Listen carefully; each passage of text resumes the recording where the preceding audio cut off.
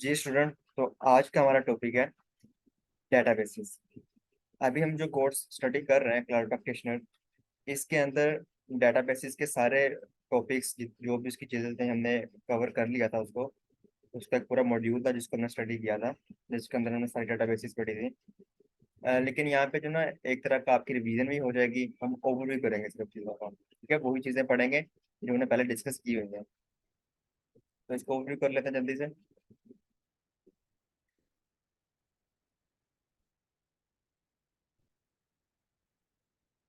Challenging of running a relational database on premises.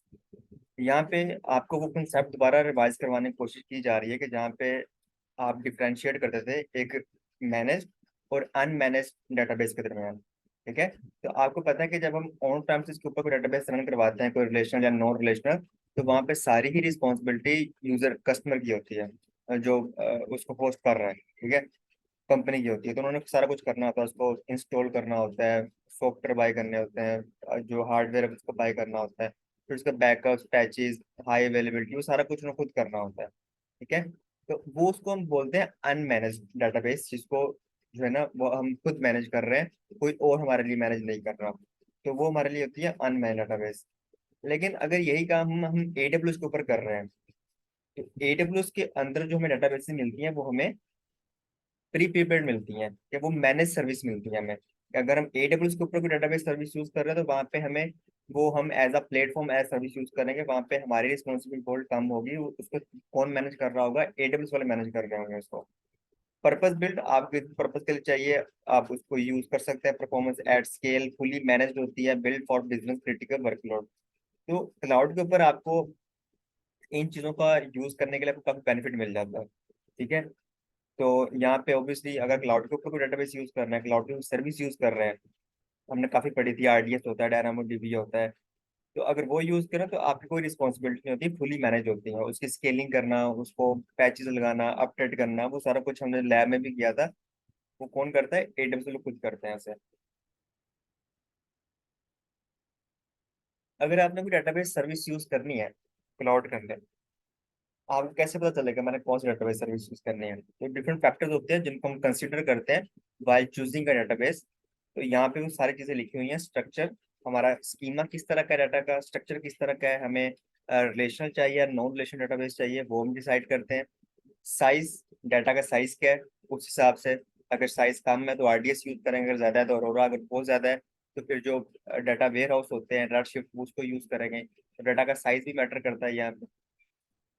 Compute, कितनी हमें compute capacity देनी है, कॉस्ट के हवाले से कि हमें जो है ना वो कॉस्ट कम चाहिए, कोई एक्सपेंसिव चाहिए या इनएक्सपेंसिव चाहिए, तो वो सारी चीज़ें वहाँ पे देखते हैं। एक्सेस पैटर्न क्या होना चाहिए, परफॉर्मेंस परफॉर्मेंस कैसी होनी चाहिए। तो ये सारे कुछ फैक्टर्स होते हैं जिनको हम कंसिडर करते हैं while choosing database service on AWS। अब हमने डिफरेंट चीज़ें पढ़ी थी जब हम डेटाबेस का मॉड्यूल पढ़ रहे थे, तो हमने पढ़ा था कि वहाँ पे दो तरह की डेटाबेसेस होती हैं क्लाउड के अंदर, AWS के अंदर। एक को हम बोलते हैं एसक्यूएल डेटाबेस और दूसरे हम बोलते हैं नो सीक्वल डेटाबेस, ठीक है। तो जो एसक्यूएल डेटाबेस होती है उसके अंदर दो आ जाती हैं, एक आ जाती है RDS और एक आ जाता है हमारे पास रेडशिफ्ट। आज हम रेडशिफ्ट डिस्कस करेंगे इसके बाद। जो RDS होता है उसको हम यूज करते हैं फॉर ट्रांजेक्शन वर्कलोड। अगर इस तरह का डेटा आपको चाहिए तो उसके लिए फिर आप RDS यूज करेंगे। अगर आपको बहुत मैसिव स्केल पे आपका डाटा, बहुत ज्यादा डाटा है आपका, बिग डाटा है, तो उसको स्टोर करवाने के लिए फिर हम रेडशिफ्ट का यूज करेंगे। इसी तरह अगर आपको नो सीक्वल डेटाबेस चाहिए तो उसके अंदर आपको डिफरेंट ऑप्शन मिल जाते हैं। आपको DynamoDB मिल जाता है, आपको नेपच्यून मिल जाता है, और आपके पास यहाँ पे इलास्टिक कैश भी आता है, जिसको हम बोलते हैं इन मेमोरी डाटा कैश, ठीक है। जो हमारे इलास्टिक कैश होता है, ये होता है इन मेमोरी डेटाबेस। ये जो चीजों को स्टोर करती है अपनी मेमोरी के अंदर करती है, इसलिए इसकी स्पीड सबसे ज्यादा होती है। अगर आपको नो सीक्वल के अंदर सबसे ज्यादा फास्ट परफॉर्मेंस वाले डेटाबेस चाहिए नो सीक्वल के अंदर, तो आप इलास्टिक कैशी को यूज करेंगे, ठीक है, जो आपके डाटा को कैशी कर लेती है और जल्दी रिस्पॉन्ड करती है जब भी आप क्वेरी करते हैं। तो ये भी अपनी याद रखना।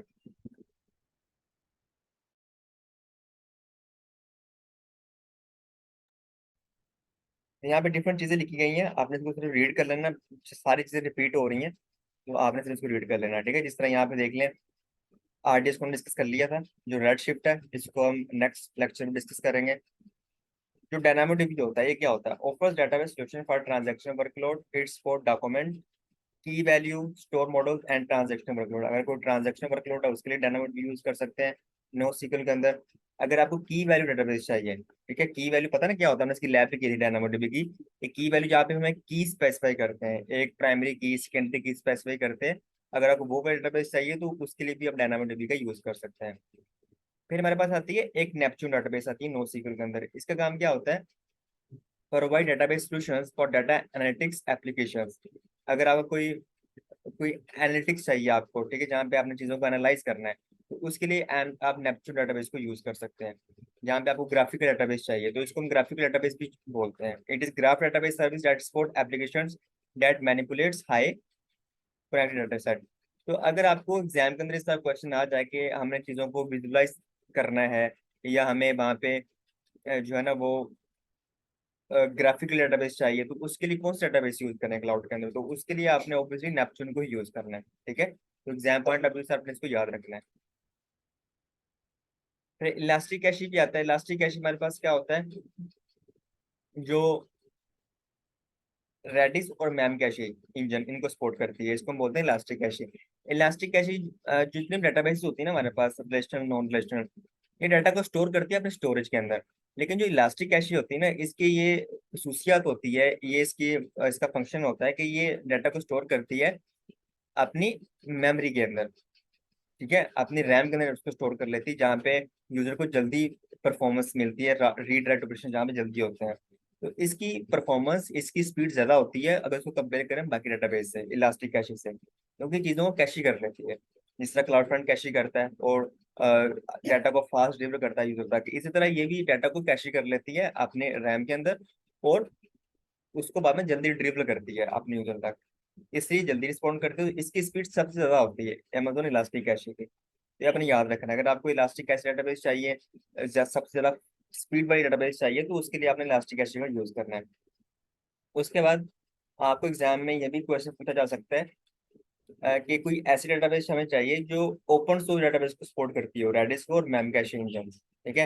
रेडिस और मैमकैशी क्या है? ओपन सोर्स डेटाबेसेस है जो इनको सपोर्ट करती हो। तो इनको सपोर्ट करने के लिए सिर्फ हम इलास्टिक कैशी का यूज करेंगे और किसी को यूज नहीं करेंगे, ठीक है। ये बहुत इंपॉर्टेंट है, एक से पूछा जाता है एग्जाम के अंदर कि कौन सी डेटाबेस है जो रेडिस और मैमकैशी को सपोर्ट करती है, तो वो इलास्टिक कैशी है हमारे पास।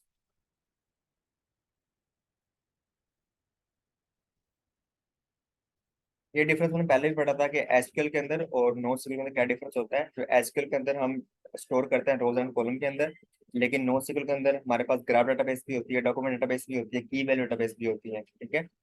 और जो एसक्यूएल होती है उसका स्कीमा, उसका स्ट्रक्चर फिक्स होता है, लेकिन NoSQL के अंदर वो डायनामिक होता है, फ्लेक्सिबल होता है।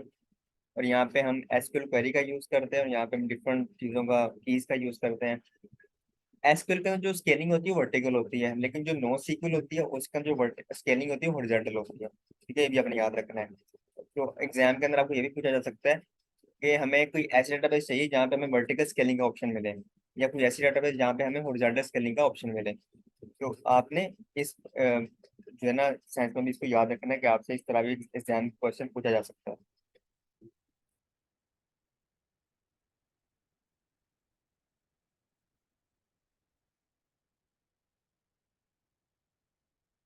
अनमैनेज्ड वर्सेस मैनेज सर्विस क्या होता है? जो आपके पास अनमैनेज होती है सर्विसेज, उसमें क्या होता है कि आपको सारी चीजें खुद मैनेज करनी पड़ती हैं। लेकिन जो मैनेज सर्विस होती है उसके अंदर आपको कुछ भी मैनेज नहीं करना पड़ता। हाई अवेलेबिलिटी, उसका बैकअप, उसके पैचेस, अपडेट, वो सारा मेंटेनेंस कौन करता है? AWS खुद अपने नेट से करते हैं,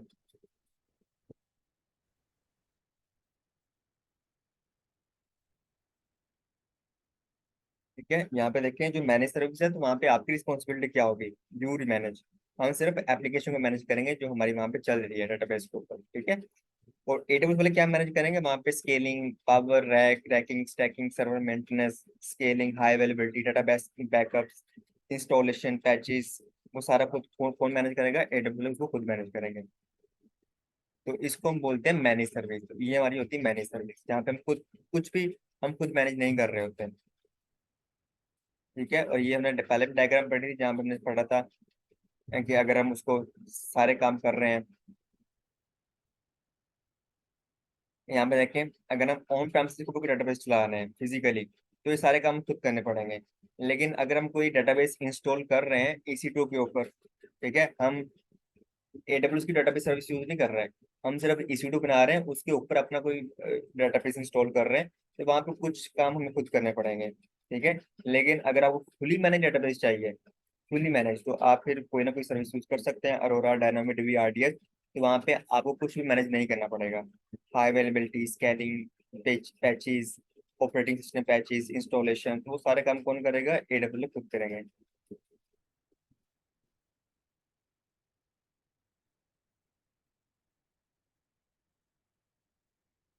ये कुछ यूज कैसे लिखे हुए हैं, आपने इसको पढ़ लेना है।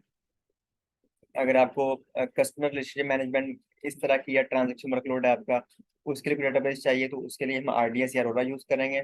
अगर आपका डाटा बहुत ज्यादा है आपका, ठीक है, मैसिव स्केल डाटा है, तो उसके लिए हम रेडशिफ्ट यूज करेंगे। अगर आपको इन मेमोरी डेटाबेस चाहिए, या सबसे ज्यादा जो रिस्पॉन्ड करे, जिसकी परफॉर्मेंस सबसे ज्यादा हो, तो उसके लिए अगर आपको चाहिए तो इलास्टिक कैशी का यूज करेंगे। अगर आपको ग्राफिकल डेटाबेस चाहिए, जहाँ पे अपनी चीज़ों को विजुलाइज करना है, तो वहाँ पे आप नेपच्यून यूज करेंगे। अगर आपको सिंपल नो सिंपल डेटाबेस चाहिए, तो उसके लिए फिर हम क्या यूज करेंगे? डायनामोडीबी का यूज करेंगे। ठीक है, सिर्फ हम इसको यहाँ से रेड कर लेंगे।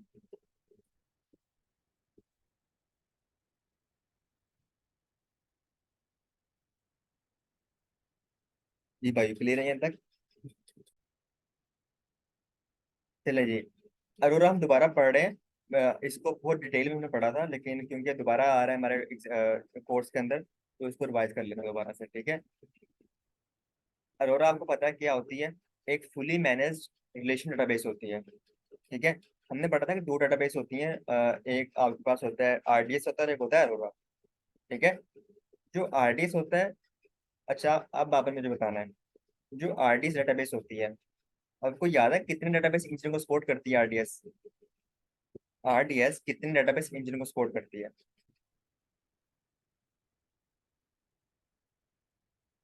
जो RDS होती है ना, वो सपोर्ट करती है 6 डेटाबेस इंजन को, वो हमने पढ़ा भी था, ठीक है। लेकिन जो अरोरा होती है, वो सिर्फ दो डेटाबेस इंजन को सपोर्ट करती है, एक MySQL को और एक PostgreSQL को। ये आपने याद रखना है हमेशा, ठीक है।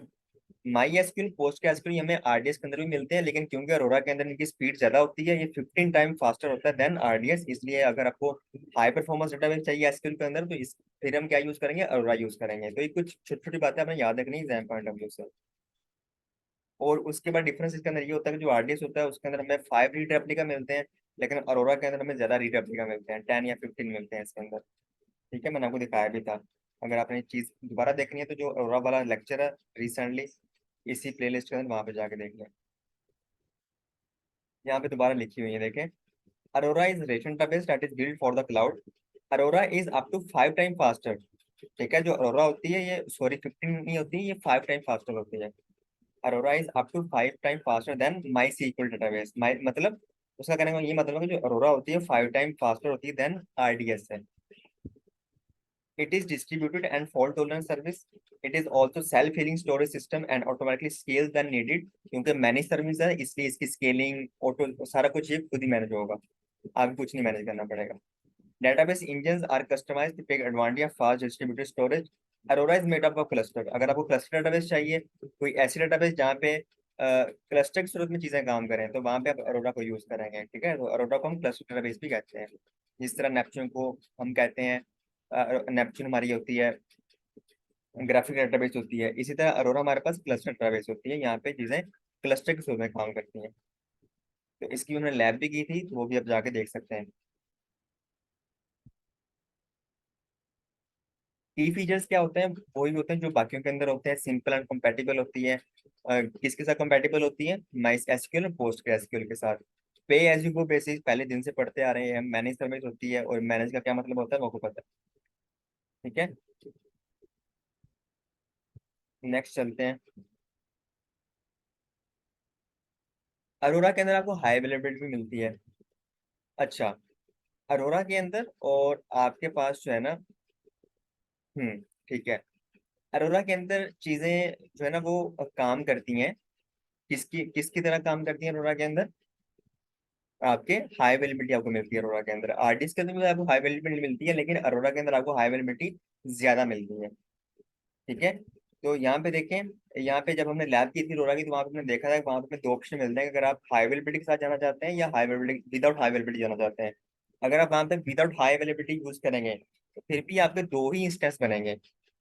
ठीक है, दो, एक आपका प्राइमरी डेटाबेस बनेंगे और एक उसका रेप्लिका बनेगा। क्योंकि दो बनेंगे तो उसको हम क्लस्टर बोलेंगे, वैसे वो क्लस्टर की सूरत में काम नहीं करेगा। तो हमेशा आपको दो बनेंगे। तो अगर आप चाहते हैं कि cluster within same region बने, ठीक है, सेम जोन बने, तो उसके लिए फिर आप विदाउट हाई अवेलेबिलिटी यूज करते हैं। अगर आप चाहते हैं कि हाई अवेलेबिलिटी यूज करना है, तो आपका जो क्लस्टर बनता है वो दूसरे एजी के अंदर जाके बनता है। तो ये भी आपको यहाँ पे देखने को मिलता है।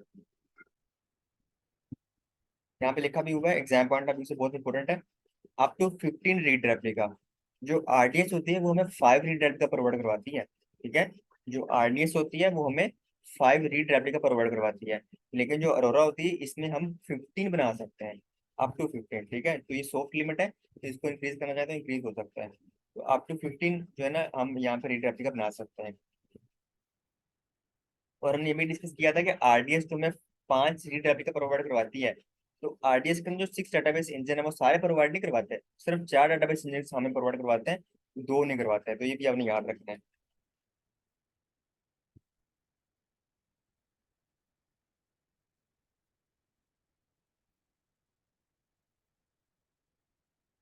तो अरोरा के अंदर क्या होता है, आपका क्लस्टर बनता है। जब भी अब हमने जब इसकी लैब की थी, हमने देखा था जब भी हमने अरोरा को बनाया था, इसको क्रिएट किया था, तो हमें दो डेटाबेस बनी थी, एक प्राइमरी बनी थी, एक उसका रेप्लिका बना था।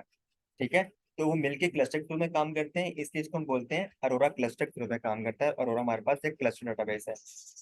When you create Amazon Arora instance, you create a database cluster. तो हमेशा क्लस्टर ही बनेगा। ठीक है, वो क्लस्टर आपको जो क्लस्टर बनेगा, रेप्लिका आपको बनेगा, वो विद इन जोन भी बन सकता है, अलग जोन में भी जाके बन सकता है, up to you.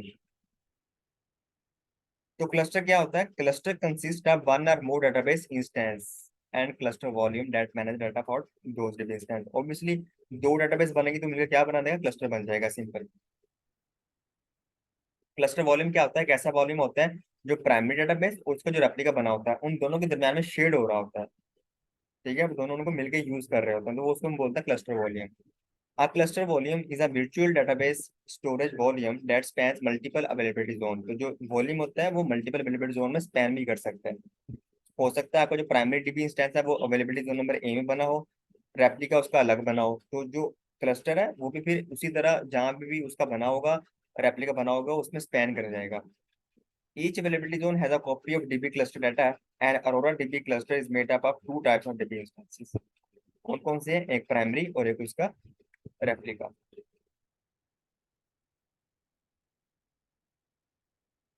Two types of Amazon Arora. दोबारा वही चीजें रिपीट कर रहा है बार बार, कि जब भी हम डेटाबेस बनाते हैं दो बनती हैं, एक उसकी प्राइमरी बनती है और एक उसका रेप्लिका बनता है। ठीक है, तो ये दोबारा वही बता रहे हैं आपको। तो जो प्राइमरी होती है वहां पे हम रीड राइट ऑपरेशंस कर सकते हैं, and it performs all the data modifications to the cluster volume. Each Aurora W cluster has one primary instance. और जो रेप्लिका होता है सपोर्ट ओनली रीड ऑपरेशंस। ये भी बहुत इंपॉर्टेंट आपने याद रखना है कि जो प्राइमरी डेटाबेस होती है वहां पे हम रीड और राइट ऑपरेशन दोनों कर सकते हैं, लेकिन जो उसका रेप्लिका बनता है, जो उसकी कॉपी बनती है विद इन एजी या अलग एजी के अंदर, उसके अंदर हम रीड राइट ऑपरेशन नहीं कर सकते, सिर्फ रीड ऑपरेशन कर सकते हैं। ठीक है, each Aurora DB cluster can have up to 15 read Aurora replicas in addition to that। तो ये उसकी बात कर रहे हैं, रीड रेप्लिका की बात कर रहा है, 15 जो मैंने अभी पढ़ा था उसको।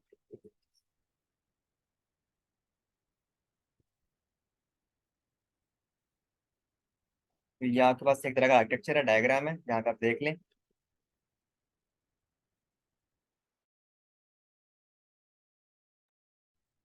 यहाँ पे देखिए, आपके पास तीन अवेलेबिलिटी जोन है। ठीक है, और यहाँ आपके पास जो प्राइमरी बना हुआ है वो आपके अवेलेबिलिटी जोन नंबर 1 में बना हुआ है, प्राइमरी डेटाबेस।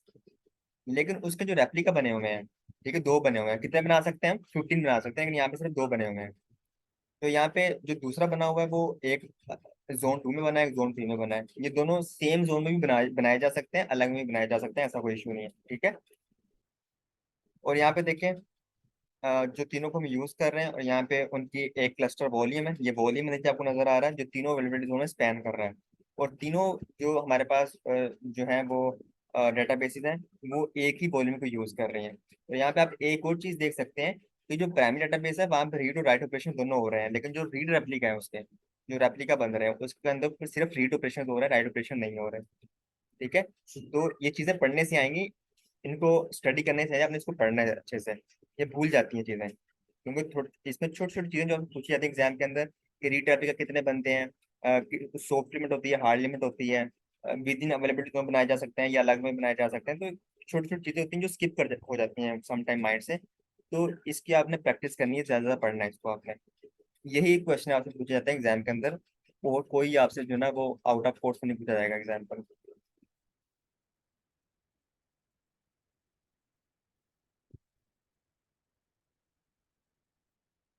ठीक है भाइयों, नेक्स्ट चलते हैं। एंटरप्राइज एप्लीकेशंस, अगर आपकी कोई एप्लीकेशन है मैसिव लेवल पर, उसके लिए यूज कर सकते हैं। सॉफ्टवेयर सर्विस एप्लीकेशन, उसके लिए यूज कर सकते हैं आप। मोबाइल गेमिंग एप्लीकेशन, उसके लिए यूज कर सकते हैं इसको। ठीक है, इसको सिर्फ आपने रीड कर लेना, इसका कोई ऐसी टेक्निकल चीज नहीं है। यहाँ पे क्या लिखा हुआ है, अरोरा आफ्टर डेटाबेस क्रैश। अगर अरोरा क्रैश हो जाती है, अगर वहां पे जो है ना वो कुछ डिजास्टर आ जाता है, doesn't need to replay the redo log from the last database checkpoint, reduce the restart time after database crash to less than 60 in most cases.